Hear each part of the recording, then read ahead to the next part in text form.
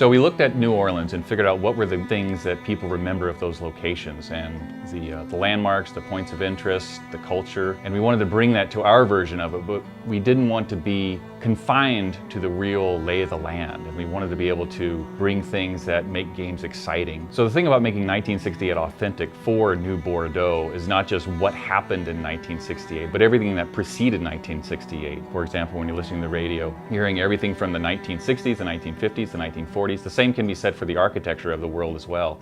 You're dealing with things that have existed for the past century. So with this historical context of what happens in New Orleans and what happens in our version in New Bordeaux, we are able to weave that into the background history of each neighborhood that the player is going to encounter. New Orleans is an old city. There's stuff from the turn of the century, the 20s and 30s. You know, that's scattered around and people may not be aware of all of that stuff. We structure the city in a way that has you going out into these areas that are very, very unique, but then always in the flow of the game is driving you back through things that are more familiar and more accessible to the new player.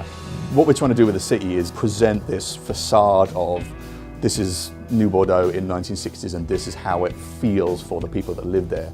And then the moment you turn down the wrong street, you see what the Mafia has done to the city and the sort of reality of that. In Mafia 3, we wanted to really make sure that we were offering players a truly open world that is actually full of life. And by using all of these systems, instead of trying to script it or hand do every single thing, we're using these hand-done scenes and then employing them in a systemic way to kind of make sure that every player is seeing something different. And even a given player is seeing something different when they go to Canal Street the first time and the third time and the 17th time, because you know it's a big open world game and you're going to be going back and forth across the city, so we want to make sure that it always feels alive and present and different every time that you're seeing an area. Our protagonist is a black man and a Vietnam War veteran in the Deep South in the 1960s. The combination of our character and our setting is going to inform everything the player experiences, from high-speed car chases to what happens when they walk into a convenience store. So right away that tells you that the relationship between the player character and the game world is going to be unlike anything realized to date in an open world game.